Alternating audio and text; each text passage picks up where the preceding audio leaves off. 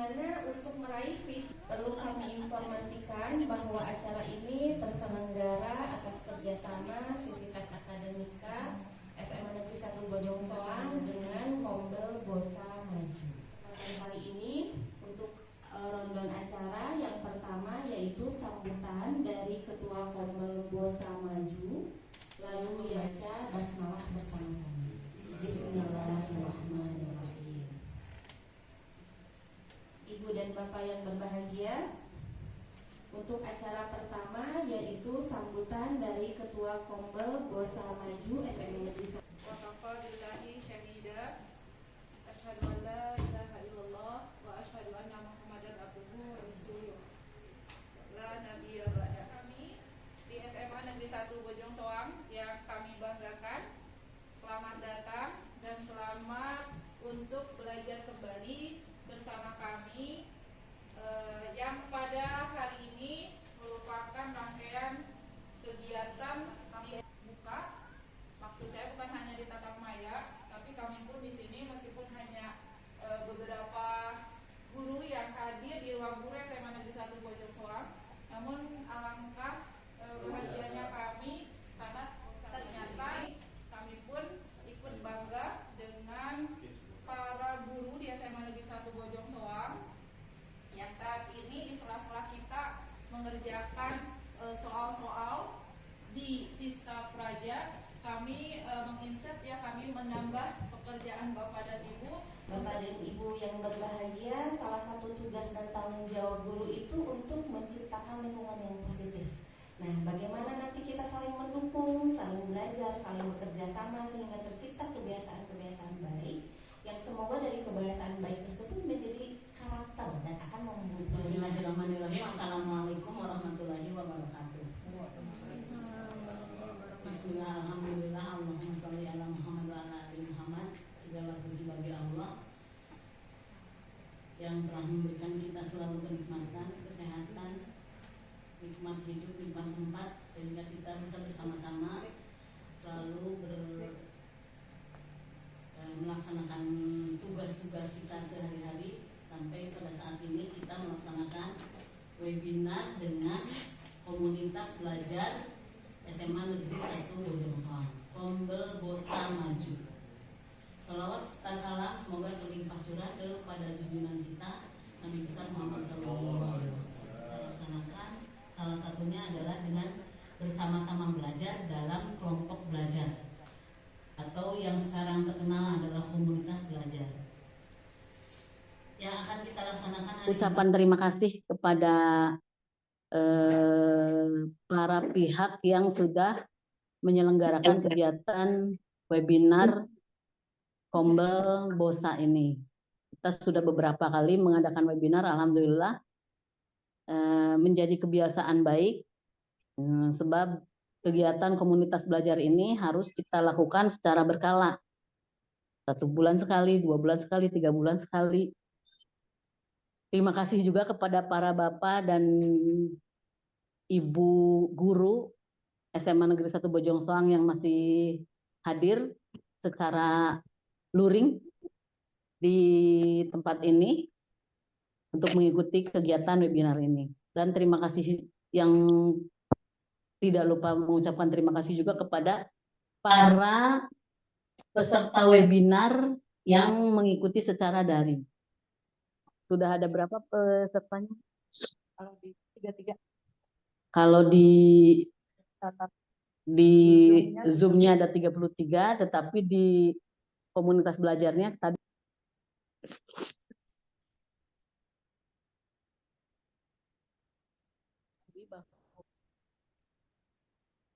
segala sesuatu kita laksanakan kegiatan-kegiatan yang tujuannya adalah untuk meningkatkan dampak hasil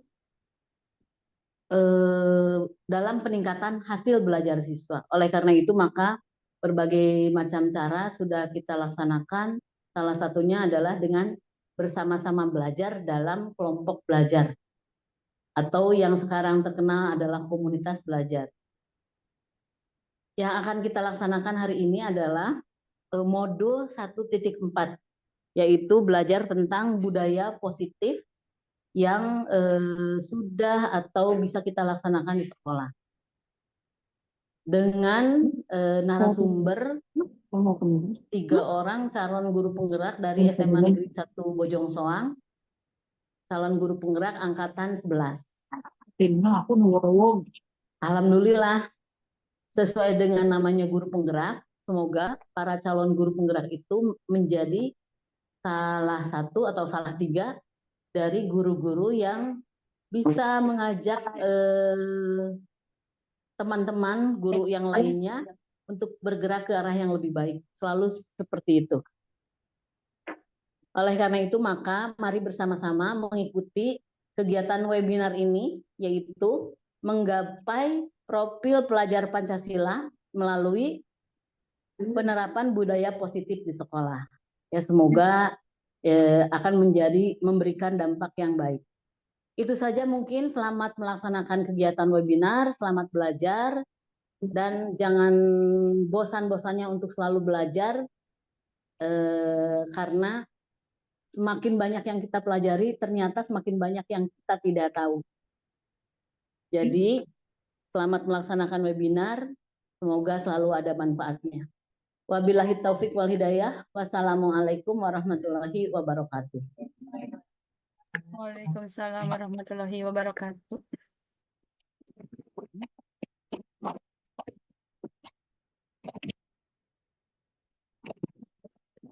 Alhamdulillahirrahmanirrahim.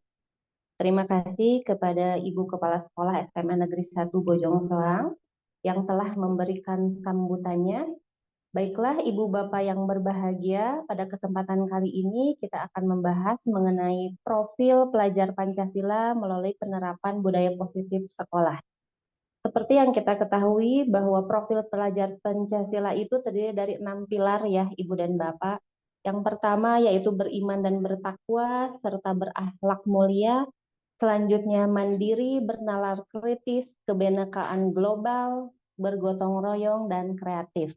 Semua itu nanti akan dibahas oleh para narasumber kita dari calon guru penggerak angkatan 11 yang mereka semua akan membahas mengenai budaya positif yang akan diterapkan di sekolah kita, di semua sekolah ya. Dan yang menjadi contohnya mungkin sekarang di SMA Negeri 1 Bojong Soang.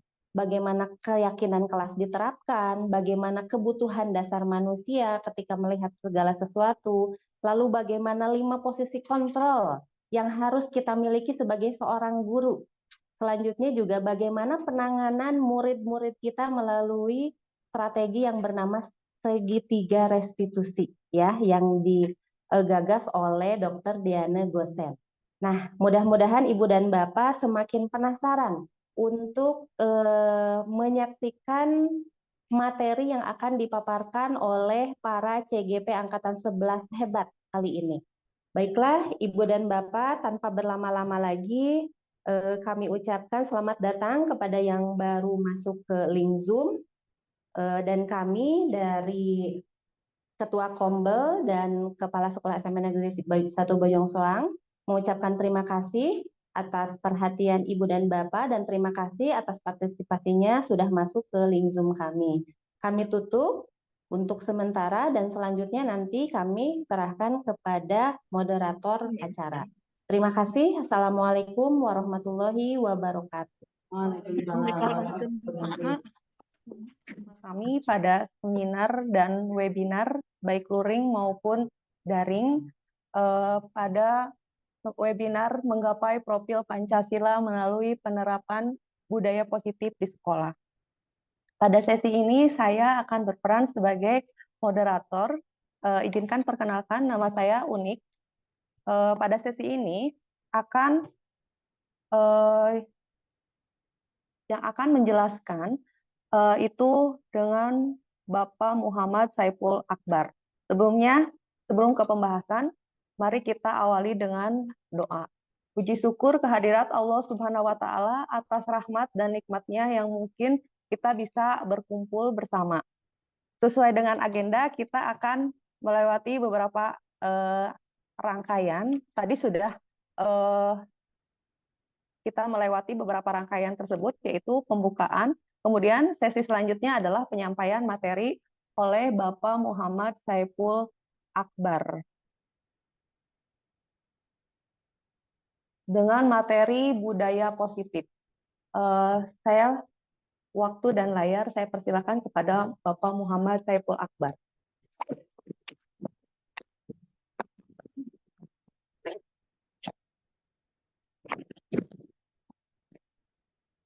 Bismillahirrahmanirrahim.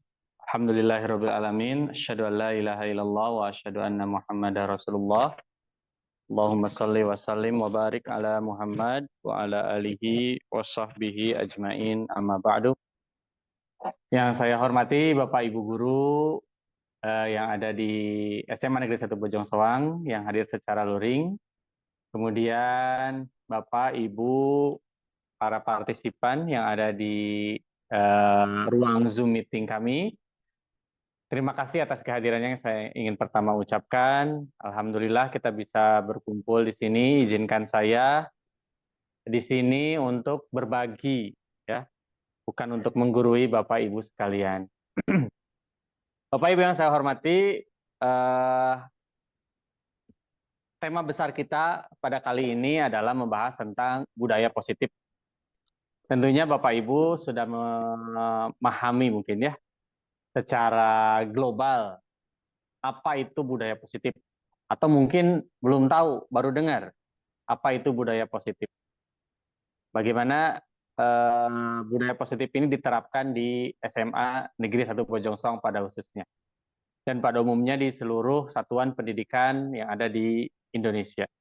Bapak Ibu yang saya hormati, di sesi pertama ini saya akan menjelaskan terkait dua hal, yaitu yang pertama tentang kedisiplinan dan kebajikan universal, dan yang kedua adalah tentang motivasi diri.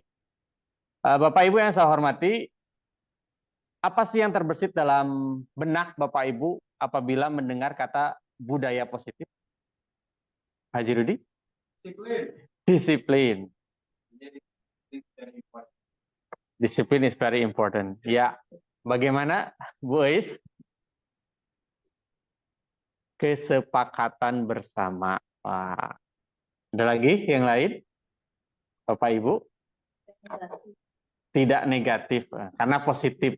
Nah, betul. Bagaimana yang di ruang Zoom? Ada yang mau menambahkan? Bapak Ibu yang saya hormati, silakan kalau mau komen bisa memberikan komentarnya tentang apa itu budaya positif. Bapak Ibu yang saya hormati, terkait tentang budaya positif ini adalah tema besar yang harus kita terapkan di SMA Negeri 1 Bojong Soang pada khususnya. Yang mana dengan budaya positif ini tentunya yang ingin digapai adalah profil pelajar Pancasila. Yang kita sudah ketahui bersama tadi Ibu Moderator yang pertama di pembukaan sudah menyebutkan 5 profil pelajar Pancasila. Bapak Ibu yang saya hormati, oh maaf, 6 ya. 6 profil pelajar Pancasila. Rawasan T5. Ya, kita awali dengan teori yang dikeluarkan oleh Bapak Pendidikan Indonesia, yaitu Ki Hajar Dewantara. Yang mana kegiatan-kegiatan yang kaitannya dengan guru penggerak dan kaitannya dengan pendidikan di Indonesia ini untuk tahun yang sekarang, beberapa tahun ke belakang adalah mengadopsi dari keilmuan-keilmuan teori-teori yang dikeluarkan oleh Bapak Pendidikan kita, yaitu Ki Hajar Dewantara. Ada 3 quotes ya, 3 hal yang saya ambil dari apa yang menjadi pemahaman Ki Hajar Dewantara.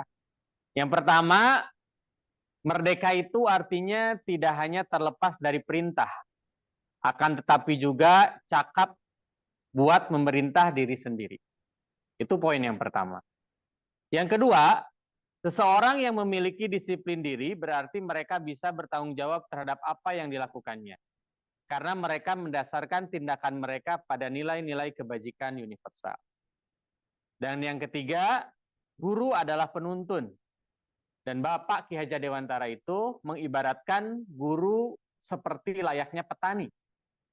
Dan sekolah adalah ladang untuk menyemai para bibit-bibit yang akan kita semai nanti. Dari ketiga hal ini, kita patut mendalami ya Bapak Ibu, bahwa merdeka itu bukan hanya bebas melakukan apapun yang kita inginkan. Tentunya kemerdekaan itu harus dibatasi dengan kemerdekaan orang lainnya. Tidak hanya merdeka secara pribadi, tapi juga harus memperhatikan kemerdekaan sosial. Yang menjadi garis besar adalah kemerdekaan itu bukan hanya terlepas dari perintah seseorang, tetapi cakap untuk memerintah diri sendiri. Ini yang harus digarisbawahi Bapak Ibu. Bahwa merdeka itu kita bisa memerintah diri kita sendiri. Akan hal apa? Yang kedua, dalam hal kedisiplinan. Kalau Bapak Ibu mendengar kata disiplin sepertinya apa ya? Haji lagi? Ketepatan waktu, berkaitan dengan waktu. Ada lagi? Hukuman. Nah, ada dengan hukuman. Kemudian ada lagi? Taat. Nah, kedisiplinan. Taat. Padahal nanti kita akan bahas, disiplin itu bukan tentang ketaatan, bukan hanya tentang ketaatan, ketertiban, taat terhadap aturan, tepat waktu. Ada nanti secara khusus insya Allah dijelaskan tentang apa sebetulnya dari makna kedisiplinan tersebut. Yang kedua Bapak Ibu, yang selanjutnya, kita sebagai guru itu harus bisa menuntun. Menuntun siapa? Menuntun anak didik kita tentunya, kita sebagai guru. Yang mana Bapak Ki Hajar Dewantara mengibaratkan kita sebagai petani. Petani tidak bisa membuat padi berubah menjadi jagung. Atau sebaliknya, jagung tidak bisa diubah menjadi padi. Petani hanya bisa membuat lingkungan yang cocok bagi tanaman tertentu. Misalkan kita menanam padi. Nah, tanah untuk menanam padi harus seperti apa kan? Diairi, kemudian ada istilahnya diuluku, kemudian dipupuki, diwuluku, tahu ya diwuluku, digemburkan, dibalikan ya tanah nate, diberikan pupuk, disemprot. Tapi kita tidak memiliki kemampuan untuk mengubah padi menjadi tanaman yang lain. Dia akan tumbuh seperti padi. Dari awal dia tumbuh sampai akhir dia tumbuh. Tetapi yang akan berbeda apakah padinya akan berisi banyak ataukah tidak. Nah itulah kenapa Bapak Ki Hajar Dewantara mengibaratkan bahwa seorang guru itu adalah seorang petani. Kemudian Bapak Ibu yang saya hormati, teori yang kedua yang dikeluarkan oleh Dr. William Glasser. Bapak Ibu yang saya hormati, sekarang kita beralih dari tadi masalah kedisiplinan, kita beralih kepada kata kontrol. Pasti Bapak Ibu sudah pernah mendengar ya, apa itu kontrol? Kontrol, remote control. Berarti kita mengendalikan sesuatu ya Bapak Ibu. Nah, teori kontrol ini menurut Dr. William, ada beberapa ilusi tentang teori kontrol ini. Ilusi yang pertama, ilusi guru yang mengontrol murid. Bahwa murid itu melakukan sesuai dengan apa yang diperintahkan oleh guru. Jadi guru bisa mengontrol murid. Padahal ini hanya sebuah ilusi. Kenapa disebut ilusi? Pada waktu guru mengontrol murid atau murid dikontrol oleh guru, sejatinya muridlah sendiri yang muridnya sendiri yang menyatakan diri untuk mau dikontrol oleh guru. Jadi dia berserah diri, berpasrah. Karena kita tidak ada kemampuan untuk mengontrol seseorang. Contoh sederhana, mungkin Bapak Ibu yang memiliki anak, kalau kita mengontrol anak kita, tentunya misalkan anak kita disuruh untuk sholat. Kalau anak kita disuruh untuk sholat, oleh kita ada beberapa kemungkinan ya, dia ingin sholat karena takut dan lain sebagainya. Tapi kalau dia melakukan atas kehendaknya sendiri, itu akan sangat mudah dia melakukan hal tersebut. Jadi yang ingin saya tekankan bahwa kita sebagai guru tidak bisa mengontrol kehendak daripada murid. Karena muridlah yang mengontrol dirinya sendiri. Yang kedua, ilusi bahwa semua penguatan positif efektif dan bermanfaat. Yang ketiga, ilusi bahwa kritik dan membuat orang merasa bersalah dapat menguatkan karakter. Dan yang terakhir, ilusi bahwa orang dewasa memiliki hak untuk memaksa. Nah, Bapak Ibu yang saya hormati, kenapa Dr. William mengatakan ilusi? Bapak Ibu bisa bayangkan, misalkan ini ada contoh kasusnya waktu saya belajar dalam LMS. Bapak Ibu coba mengepalkan tangan Bapak Ibu. Setelah itu, harusnya ada teman yang lain untuk mencoba membukakan kepalan tangan Bapak Ibu. Dengan cara membujuk atau digimanain, pokoknya harus dibuka. Sedemikian rupa.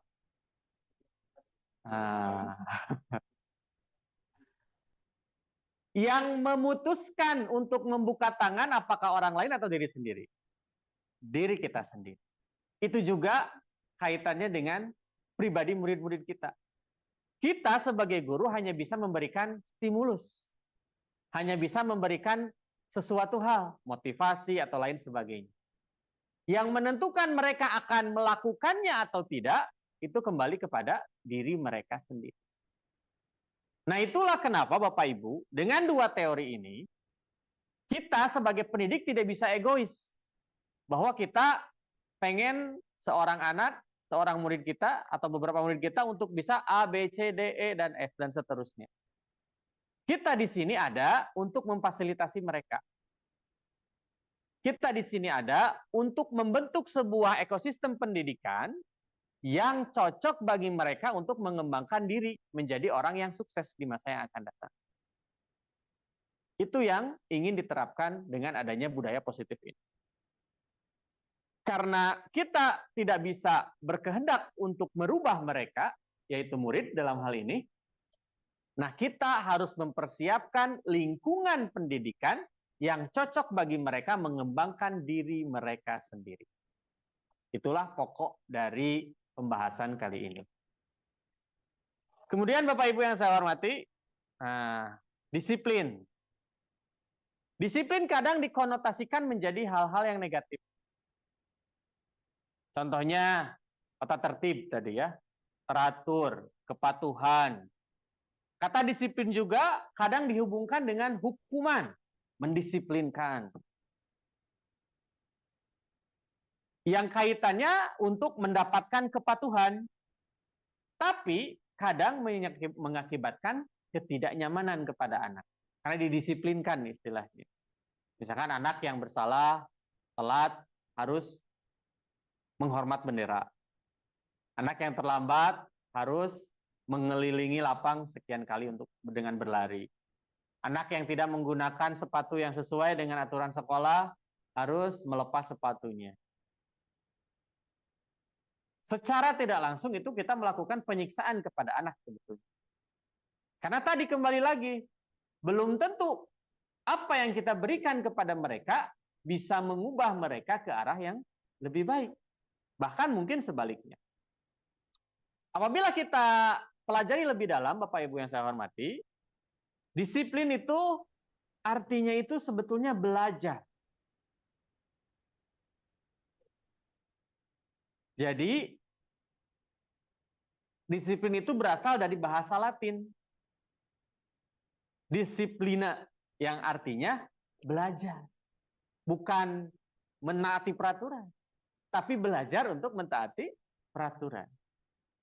Disiplin diri dapat membuat seseorang menggali potensinya menuju kepada sebuah tujuan. Nah, yang disebut disiplin itu adalah seseorang yang sudah bisa membuat dirinya untuk berdisiplin diri terhadap aturan-aturan atau kebijakan-kebijakan yang sifatnya universal, kebijakan baik, kebijakan positif, seperti kejujuran, berlaku jujur, berlaku menghormati kepada yang lain, menghargai, menjaga kebersihan, kembali kepada diri pribadi. Contohnya, Bapak Ibu, kalau menggunakan motor, ada helm karena apa? Takut polisi, takut ditilang. Bukan karena keselamatan pribadi kan? Bukan.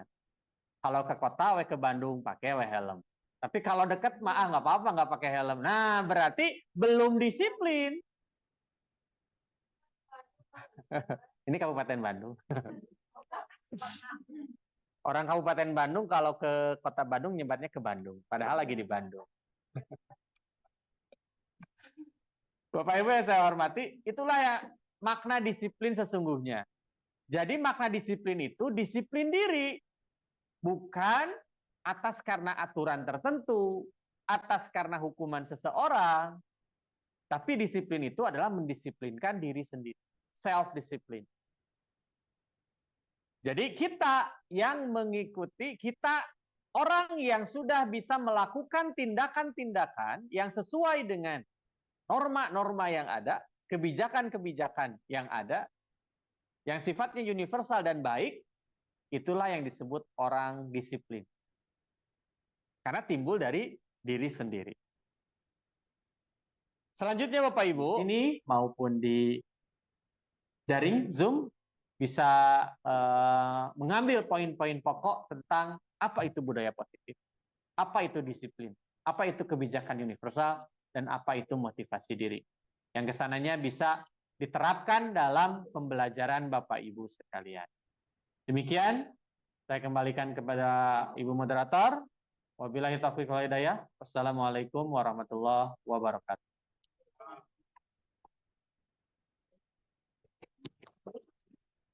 Terima kasih Bapak Saiful Akbar yang sudah memaparkan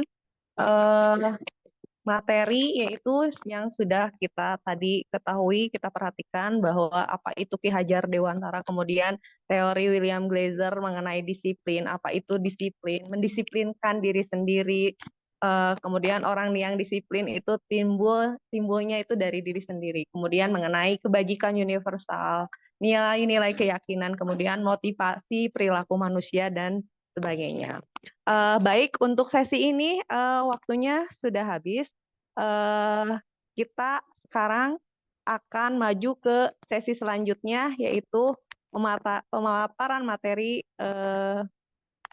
oleh saya sendiri.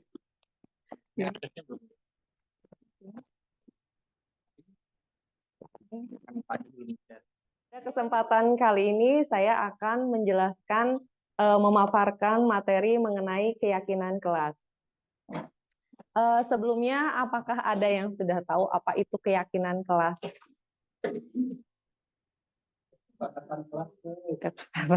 Kesepakatan kelas. Baik, kita lihat, perhatikan dulu video berikut ini. Bu Guru, saya nemu uang.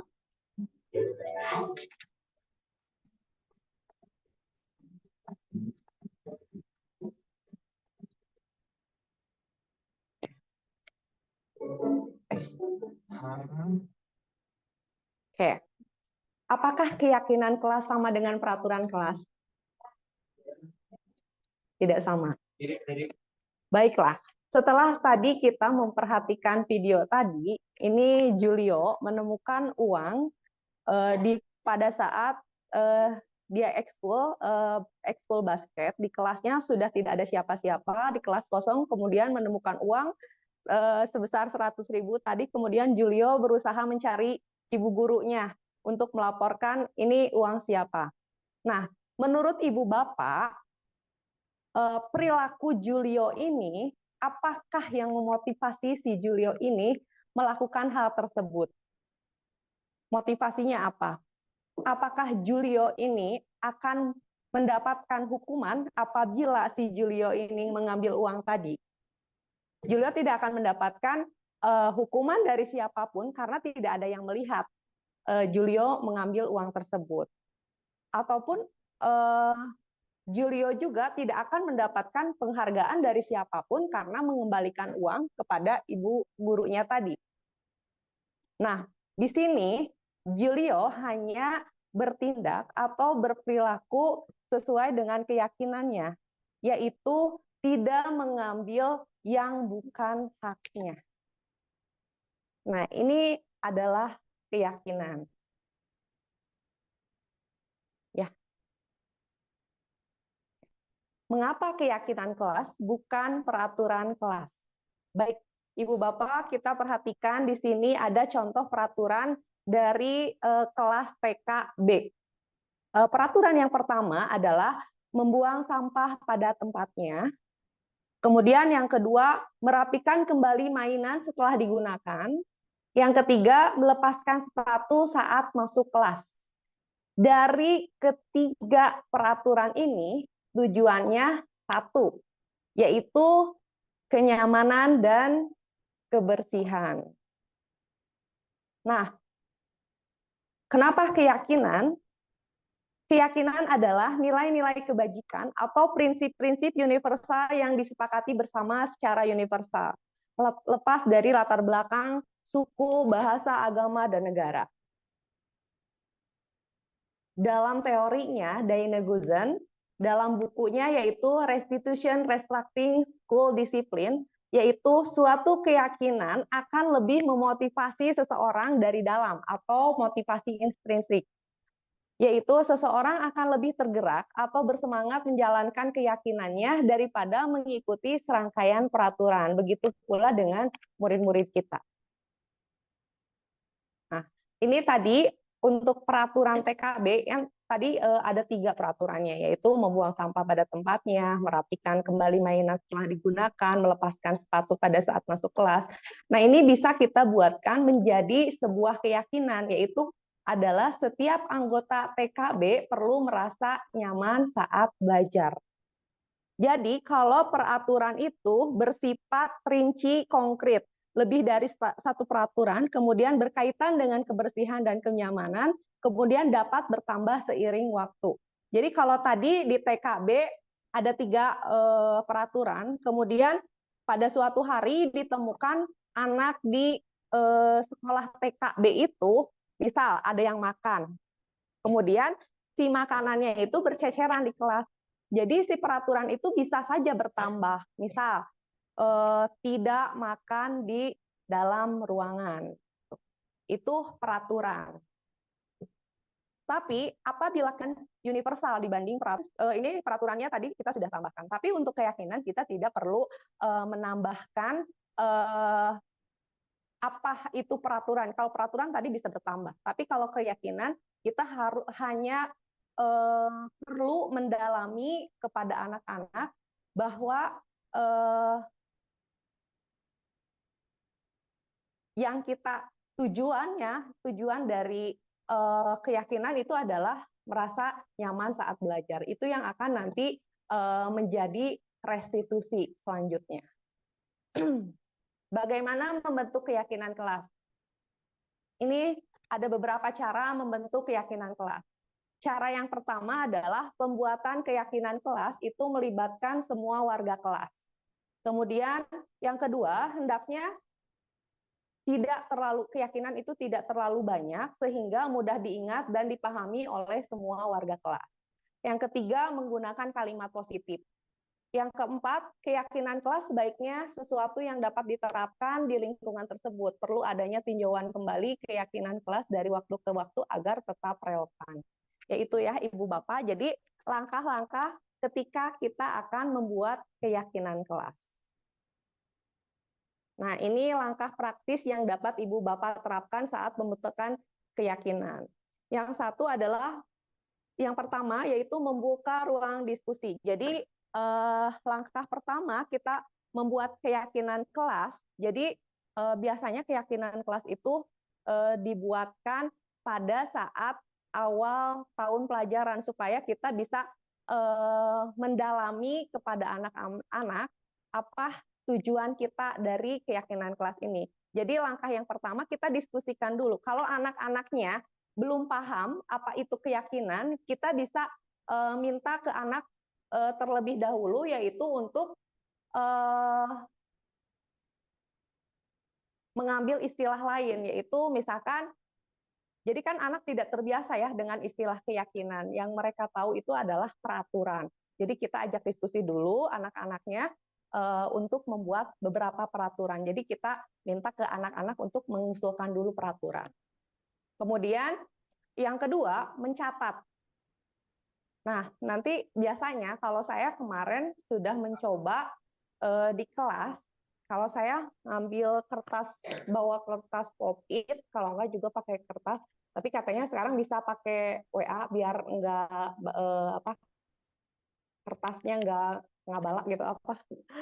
Nah, kalau saya kemarin pakai kertas pop-it, terus minta ke anak-anak apa aja peraturan-peraturan pada saat materi pembelajaran saya berlangsung. Saya kasih ke anak-anak, terus anak-anak nanti nulis, Bu, saya pengen santai gitu, serius tapi santai.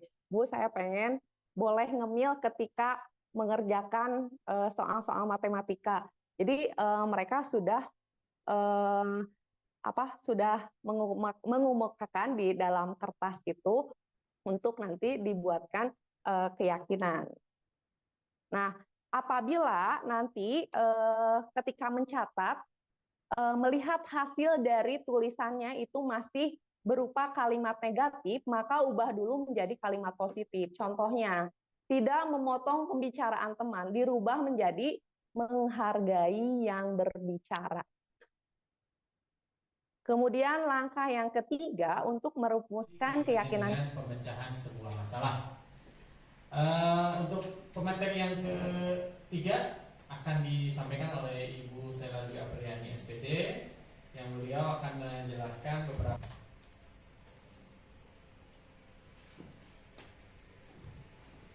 Baik, terima kasih kepada Bapak Saiful yang telah hari ini memandu untuk pertemuan terakhir dalam webinar kali ini. Yang terus ada keyakinan kelas dan kebutuhan dasar. Sebetulnya kalau kita runut, sebetulnya dalam menciptakan tadi budaya positif di sekolah yang telah diutarakan oleh Pak Saiful, itu diperlukan dan apa yang harus dilakukan. Nah, di sini dalam kegiatan restitusi hari ini adalah Ibu Bapak sebuah refleksi yang harus kita dapat mengontrol positioning kita terhadap peserta didik. Baik, Ibu Bapak laksanakan dalam sebuah aturan. Nah, jika dilihat Ibu Bapak, kadang kita itu menciptakan yang namanya sebuah aturan itu apakah memang betul sudah. Nah, di sini ada penghukum, pembuat merasa bersalah, atau memposisikan kita sebagai teman, pemantau atau manajer. Coba Ibu Bapak di sini kalau kita berefleksi dari 5 posisi kontrol yang telah saya tuliskan, bagaimana peran Bapak ketika ada melihat sebuah siswa atau seorang siswa yang tidak melaksanakan keyakinan kelasnya? Apakah Bapak atau Ibu menjadi penghukum atau membuat merasa bersalah, dibuatkan anaknya itu akhirnya merasa bersalah, atau menjadikan ketika menegur itu menjadi teman, atau pemantau atau manajer? Nah, manajer, wah, alhamdulillah. Di sini Pak Haji Rudi sudah langsung bisa menyebutkan saya sebagai manajer.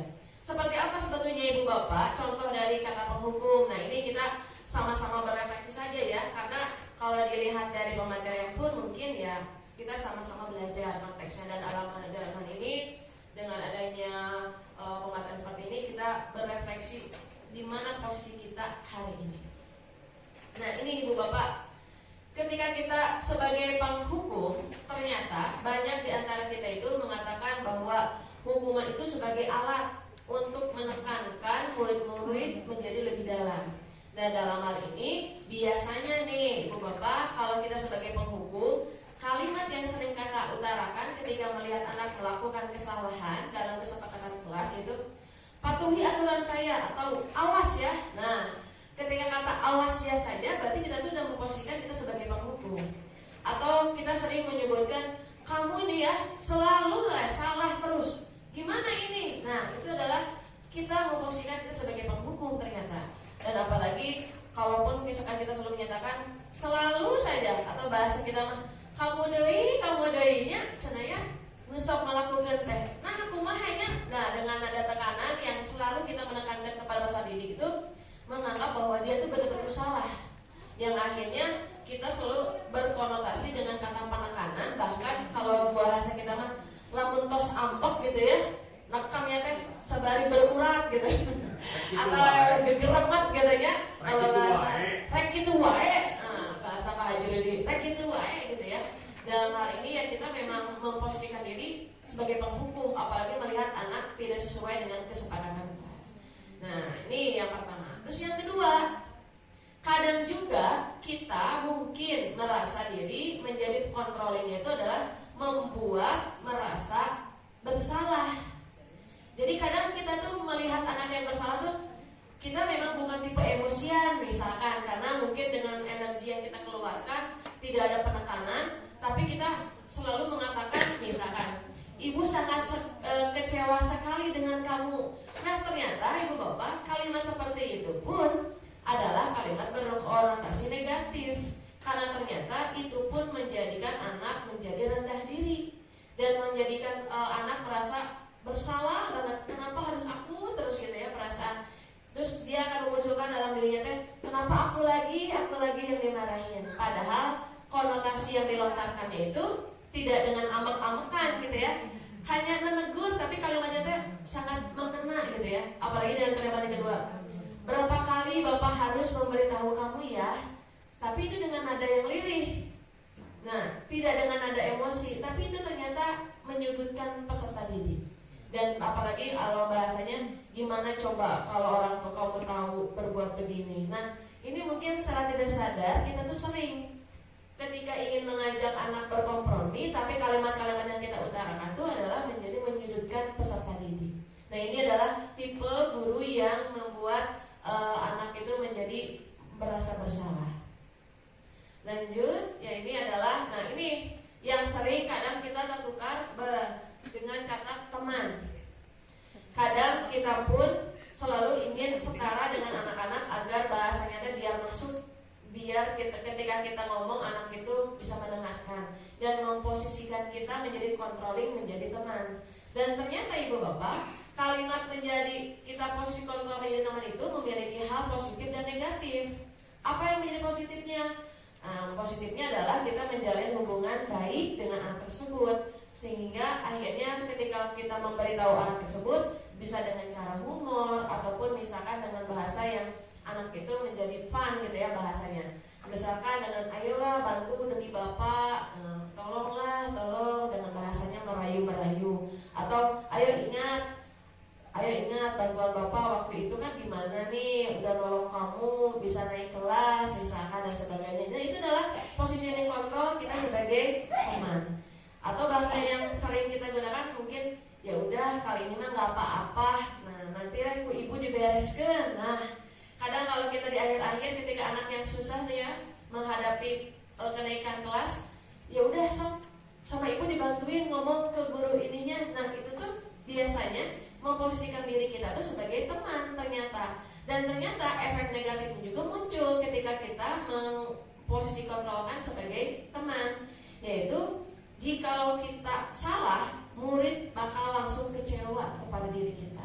Ataupun misalkan saya pikir ibu teman saya, geningan ibu teh. Nah, itu adalah hal negatif yang mungkin bisa didapatkan ketika anak sudah memposisikan kita sebagai temannya, tapi ada hal yang kecewa dari beliau atau dari diri kita kepada beliaunya, dan yang menyebabkan anaknya pun menjadi kecewa. Nah, ini yang kita sering lakukan karena merasa pokoknya saya pengen disebut teman dari peserta didik, padahal itu pun kurang tepat ternyata ibu bapak.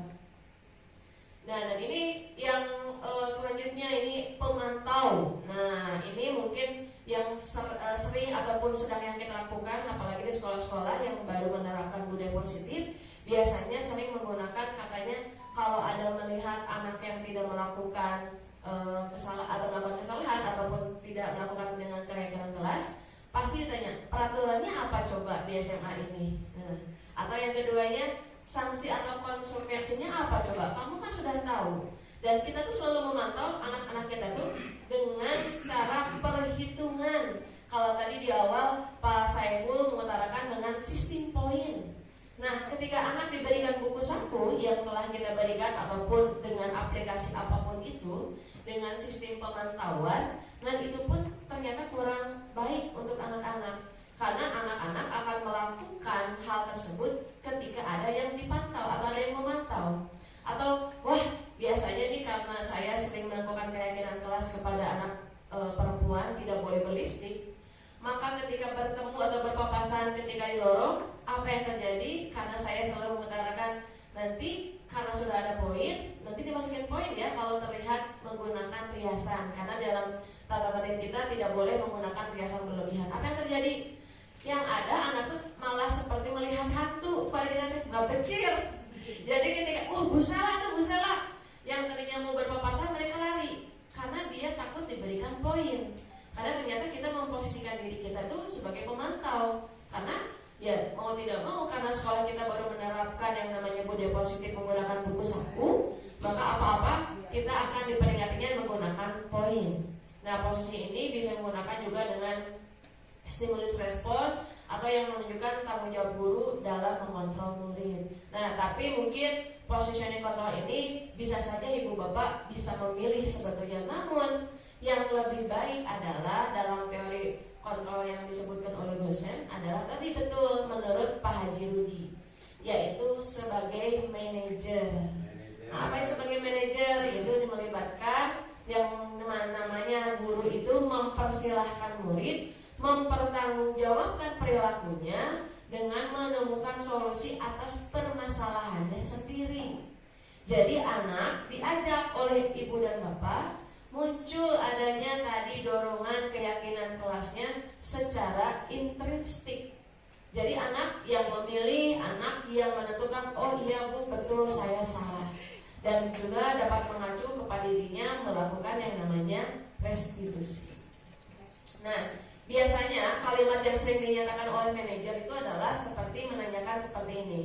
Apa yang kita yakini? Misalkan, apakah kamu yakin perbuatan yang kalah kamu lakukan itu betul? Terus apalagi jika kamu meyakininya, apakah kamu bersedia memperbaikinya?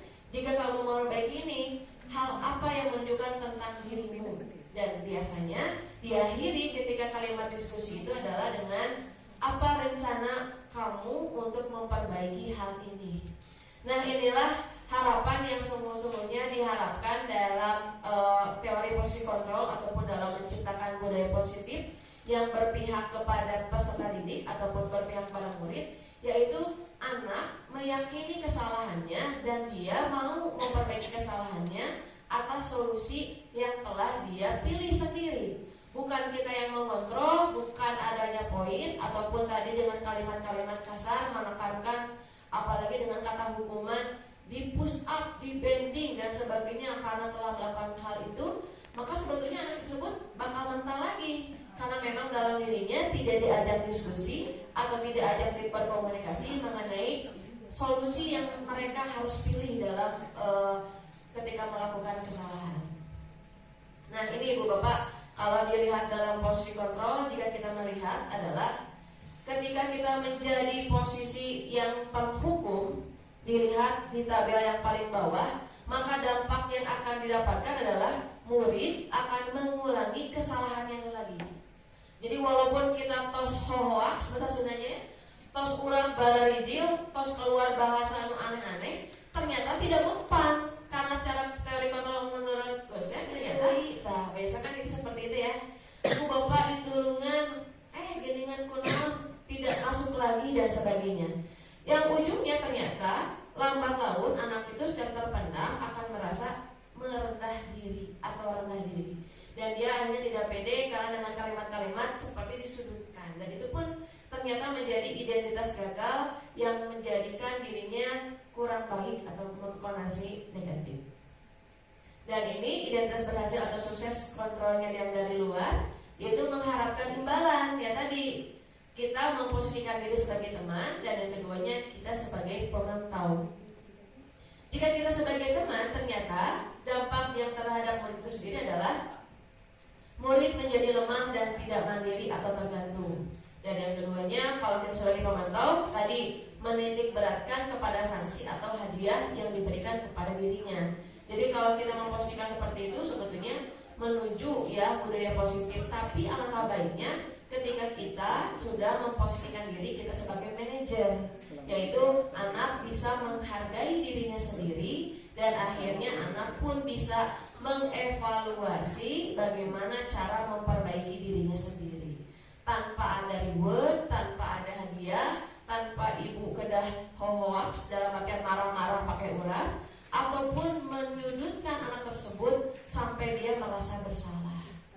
Nah, jadi itulah yang diharapkan dari Ki Hajar Dewantara mungkin dalam hal ini penerapannya, karena sebetulnya budaya positif itu memang harus kembali lagi kepada peserta didik. Nah, kita lanjut Ibu Bapak. Nah, ini mungkin nanti materinya bisa di-share. Nah, ternyata dalam menghadapi permasalahan mengenai anak yang melanggar keyakinan kelas atau penerapan dari kelas itu sendiri, ada sebuah metode ataupun alat yang untuk anak tuh memposisikan kita sebagai manajer, tapi anak itu sendiri bisa meyakini bahwa dirinya menjadi hal yang lebih baik. Nah, kita mengenalnya dengan istilahnya teori segitiga restitusi. Menurut dosen dalam bukunya, dia menyebutkan bahwa sebuah tahapan untuk memudahkan para guru dan orang tua melakukan proses untuk menyiapkan anaknya untuk melakukan restitusi. Nah, ini dikenal dengan adanya yang namanya segitiga restitusi. Nah, segitiga ini dimulai dari menstabilkan identitas, lalu anak diajak menvalidasi tindakan yang salah, dan yang terakhir adalah menanyakan keyakinan dalam dirinya. Terus ada pertanyaan, apa sih itu restitusi? Nah, restitusi itu adalah proses menciptakan kondisi bagi murid untuk memperbaiki kesalahan mereka, sehingga mereka bisa kembali kepada kelompok mereka dengan karakter yang lebih kuat. Jadi kalau yang namanya restitusi itu disebut bahwa anak tidak menebus kesalahan, tapi anak belajar dari kesalahan. Restitusi juga memperbaiki hubungan karena anak harus diterima lagi di kelompok atau di teman-temannya. Terus restitusi juga bukan tawaran, juga bukan paksaan. Restitusi menuntut untuk melihat ke dalam diri dan mencari kebutuhan dasar dan tindakan, dan berfokus pada karakter bukan tindakan. Nah, ini yang dilakukan Ibu Bapak. Jadi ketika melihat anak melakukan kesalahan, hal yang pertama harus kita lakukan adalah menstabilkan identitasnya. Jadi anak diajak untuk berdiskusi dan mengutarakan, bahasanya itu adalah kita, teori kontrol yang digunakan, kita semua akan melakukan hal yang terbaik yang bisa kita lakukan. Dan yang validasi tindakan yang salah, semua perilaku itu memiliki alasan. Dan menanyakan keyakinan itu kita semua memiliki motivasi internal. Nah, ini kalimat-kalimat Ibu Bapak yang di warna biru itu adalah kalimat-kalimat ketika kita melihat anak berbuat salah, maka kalimat yang harus kita pertanyakan yang pertama adalah ajak anak itu diskusi, lalu membuat pertanyaan dengan menstabilkan emosi anak tersebut dengan pernyataan yang dikeluarkan oleh kita. Berbuat salah itu tidak apa-apa, nak. Namun ketika melihat kesalahan tersebut, apakah betul apa yang telah kalian lakukan itu sesuai dengan keyakinan, barulah dengan diajak solusinya. Terus ada juga, tidak ada manusia yang sempurna. Semua orang pasti melakukan kesalahan. Nah, kalimat-kalimat yang di kolom biru ini adalah kalimat penenang. Jadi ketika anak yang salah itu ulah langsung dicarikan Ibu Bapak, apalagi langsung pakai urat gitu.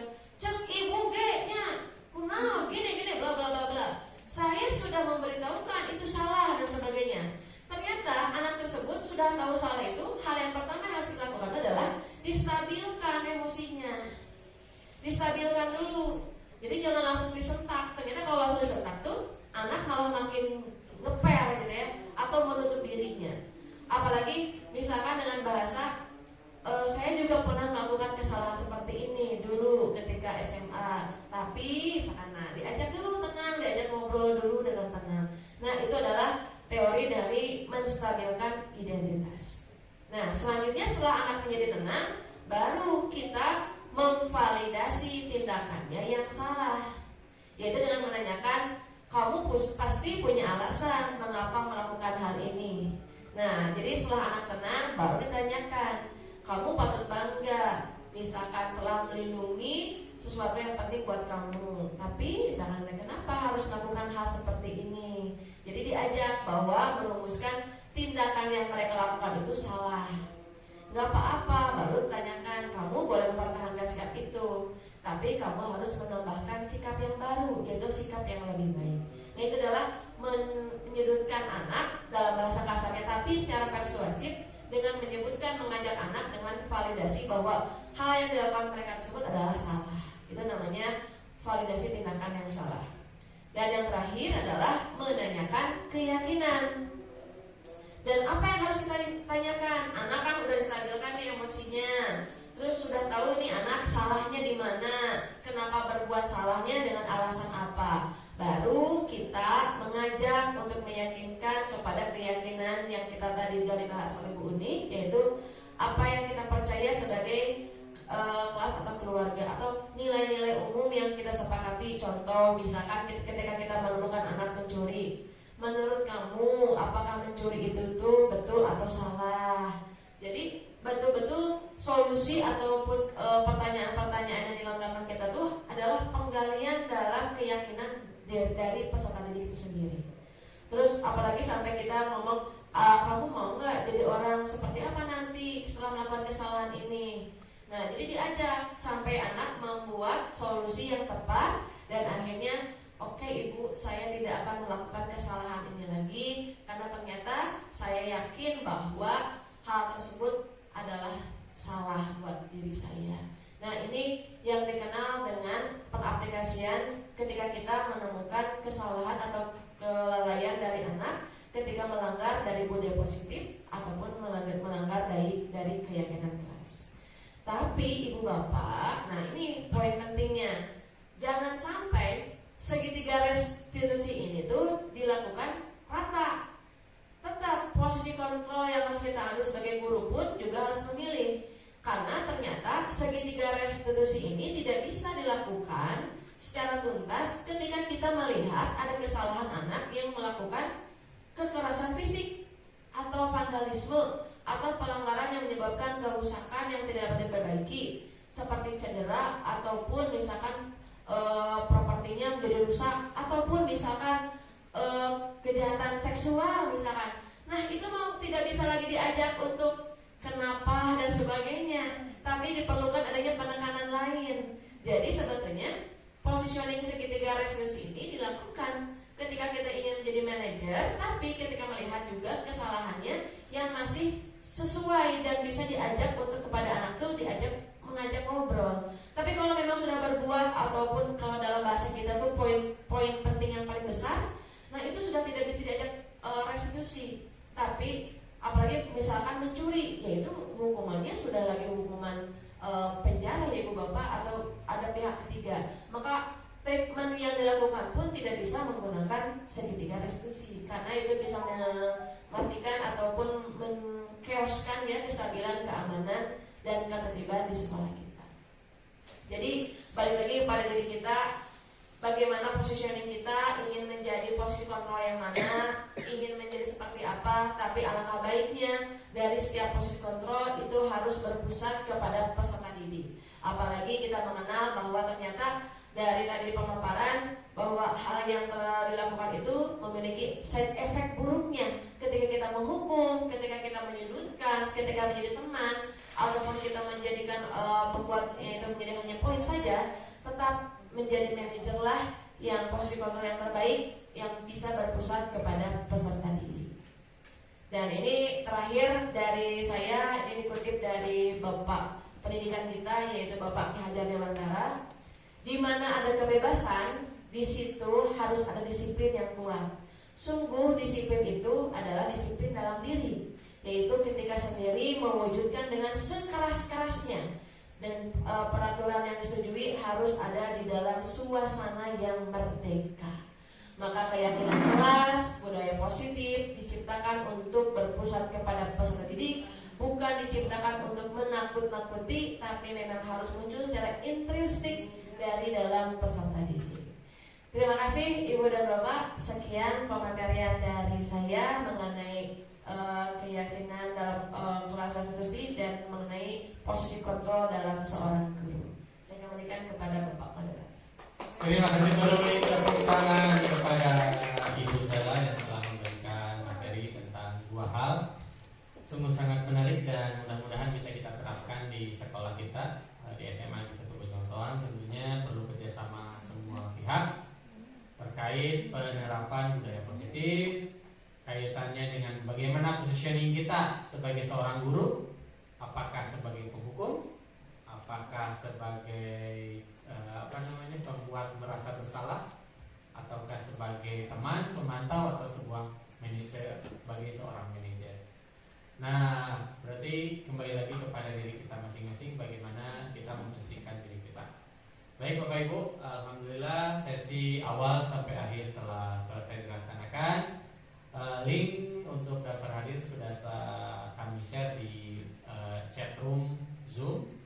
Nanti yang hadir di sini nanti akan dikirim melalui grup yang kedepannya untuk digunakan untuk sertifikat secara elektronik yang nanti Bapak Ibu bisa unduh masing-masing di drive yang telah kami siapkan. Insya Allah untuk sertifikatnya 7 hari dari saat ini. Jadi mudah-mudahan di hari Jumat depan paling terlambat sudah bisa Bapak Ibu unduh masing-masing. Untuk kali ini sepertinya tidak ada sesi tanya jawab karena sudah sore, dan mudah-mudahan apa yang kami sampaikan di sini bisa menjadi sebuah inspirasi untuk kita semua dan bisa menerapkan ilmu-ilmu yang ada dalam perwujudan kita sebagai guru mendidik di sekolah kita masing-masing. Terima kasih kami ucapkan kepada Bapak Ibu Guru, kepada Bapak Ibu Guru juga yang ada di Zoom meeting, dan kepada Ibu Kepala SMA Negeri 1 Bojong Soang. Terima kasih atas dukungannya. Kepada Ibu Ketua Kombel juga terima kasih atas dukungannya. Mudah-mudahan kami bisa menerapkan mudah-mudahan ini bisa diterapkan bersama-sama. Bagi link yang nggak bisa mengisi link, tadi ada pertanyaan, harus mengisi dengan menggunakan itu email belajar ID, akun belajar ID. Jadi Bapak Ibu, bagi yang guru tentunya sudah punya, silakan masuk ke akun. Alhamdulillah. Saya tutup, tidak kembali lagi kepada moderator, langsung saya tutup untuk acara ini yang di ruang Zoom maupun di luring. Saya ucapkan sekali lagi terima kasih atas kehadirannya. Wassalamualaikum warahmatullahi wabarakatuh.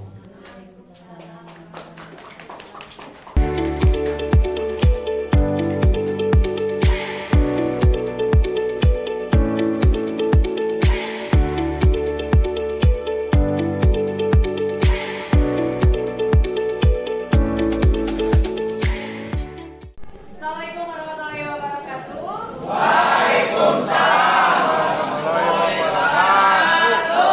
Baik anak-anak, apa kabarnya hari ini?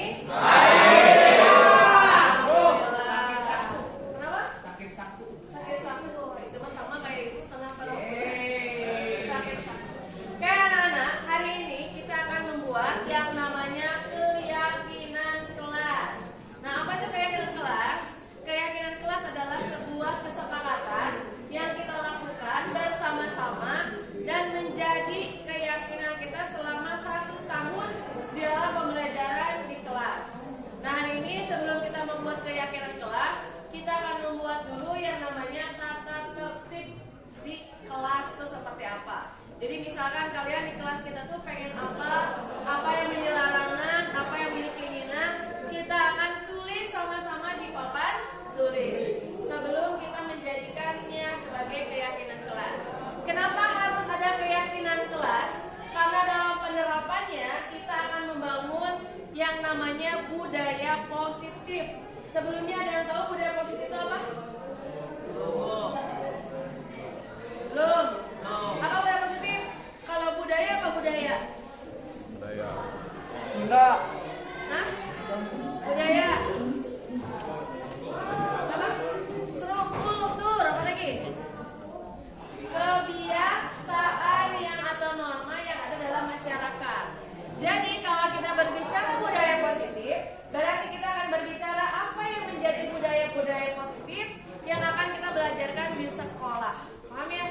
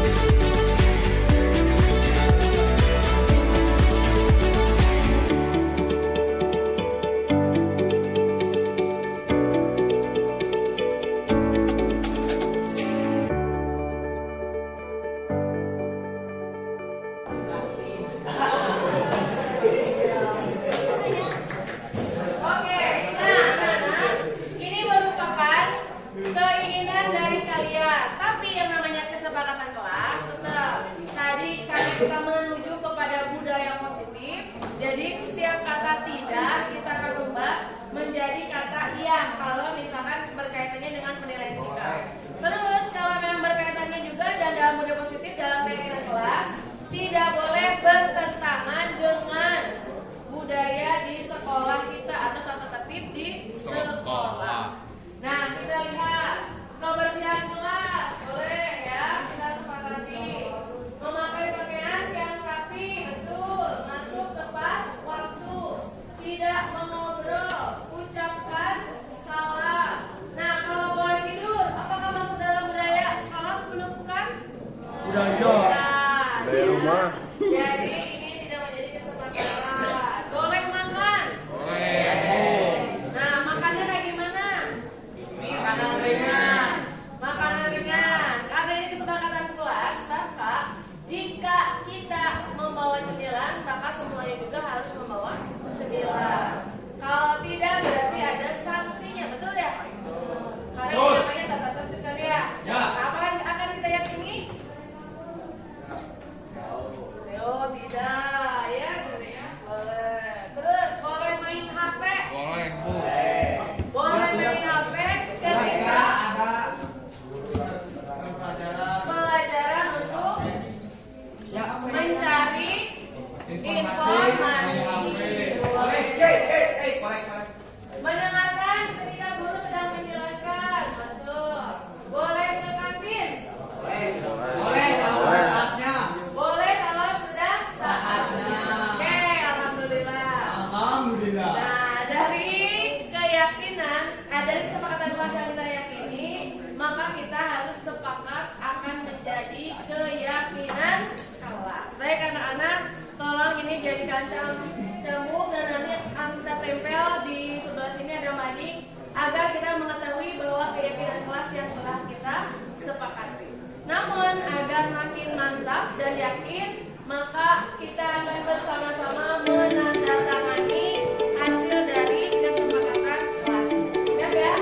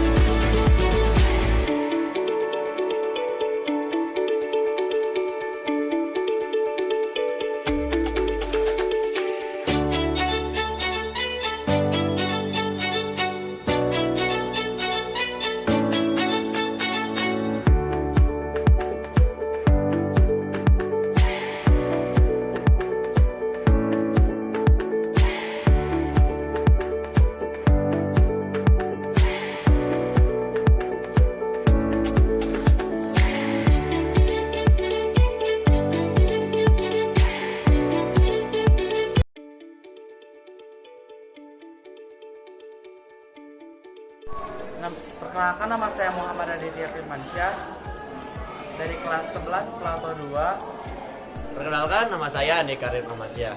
Saya dari kelas 11 Plato 2. Perkenalkan, nama saya Muhammad Fahri Al-Farisi dari 11 Plato 2. Perkenalkan, nama saya Sri Mulyani, kelas 11 Plato 2. Perkenalkan, nama saya Fadila dari kelas Plato 2. Sangat senang. Sangat senang. Sangat senang. Saya sangat senang. Saya sangat senang.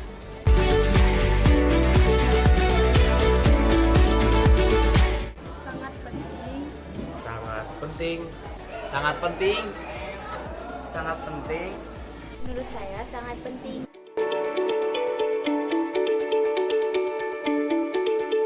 Dapat menumbuhkan tanggung jawab.